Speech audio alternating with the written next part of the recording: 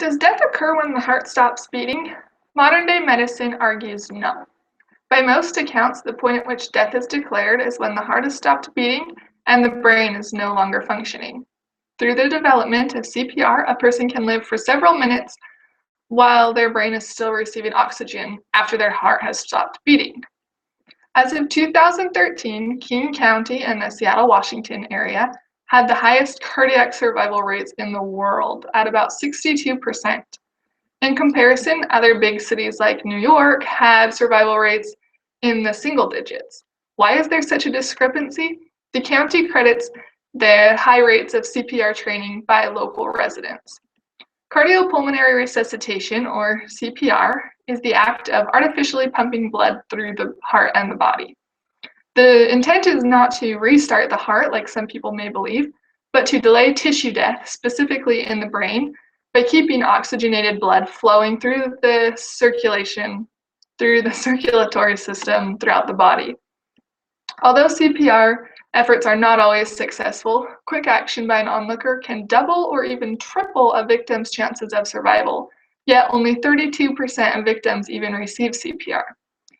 The American Heart Association states that 70% of Americans feel unprepared for this kind of emergency, and they wouldn't know what to do should someone near them suffer a cardiac emergency.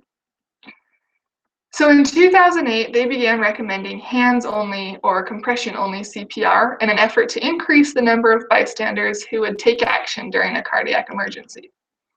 Hands-only CPR, often referred to as CCR or cardiocerebral resuscitation, emphasizes chest compressions and eliminates any mouth-to-mouth or rescue breathing contact between a victim and a person rendering aid.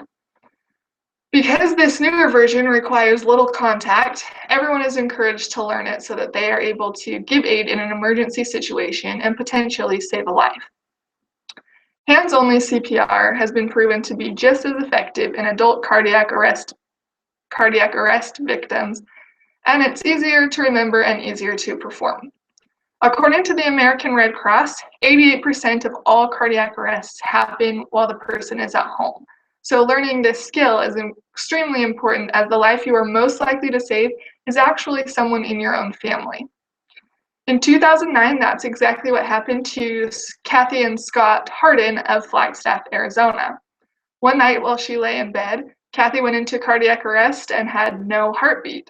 For 18 minutes, her husband, Scott, administered life-saving hands-only CPR while he waited for EMS to arrive. Due to Scott's quick response and his EMT training, he was able to start the chest compressions immediately, which doctors say was crucial for Kathy's complete recovery. Hands-only CPR is easy to learn and easy to perform. It focuses all the attention on the chest compressions, using the hands as the name implies. It's a series of fast compressions, at least 100 per minute, pushing down at least 2 inches in the middle of the victim's chest. In an adult who was breathing normally up until the point of cardiac arrest, the blood already contains enough oxygen to keep them and their organs, specifically their brain, alive and functioning for several minutes. The difficulty then is to get that oxygen to nourish the cells, the organs, and the brain, and it can't do this unless it's being circulated. Circulation is normally done automatically by the beating of your heart, but when the heart stops, it needs to be done manually by chest compressions. The American Heart Association says that sudden cardiac arrest kills more than 400,000 people in the United States every year due to the lack of intervention by bystanders. Knowledge and fast action by those bystanders can greatly reduce this number. Research has shown that people are more likely to intervene and provide CPR efforts if they don't have to perform mouth-to-mouth or rescue breathing. In a CNN interview with an emergency room physician, Dr. Benjamin Abela, he said, "The takeaway message is that it's easy for a bystander to radically improve the odds. If you see someone collapse without a pulse, you should at least provide chest compressions. The most important thing is to move blood. Whose life could you save by taking 60 seconds to watch a video and understand how hands-only CPR works?" Perhaps some people don't step up because they're afraid of the consequences if they fail. Unbeknownst to many, there's a law that protects citizens who freely give aid in an emergency situation, including CPR in a cardiac arrest emergency. The Good Samaritan law states, "No person who in good faith and not for compensation renders emergency care at the scene of an emergency shall be liable for any civil damages resulting from any act." Basically, the law is saying that if you try to help someone within your reasonable knowledge or skills or training, you can't be held responsible if they don't survive. Some states even have laws that require you to step up in an emergency and render aid, or face a monetary penalty. Vermont charges you at least $100 if you're capable of helping and you refuse. The best way to learn hands-only CPR is to visit the American Heart Association CPR webpage at www.heart.org/CPR and follow their hands-only CPR link in the upper right-hand corner.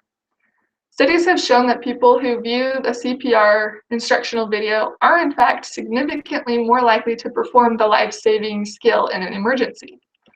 When you finish listening to me here, take 60 seconds and visit heart.org/CPR and watch the video.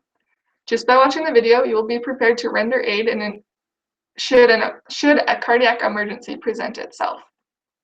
Remember that 88% of emergencies happen at home, which means you're significantly more likely to use the CPR you learn on your own family than you are a complete stranger.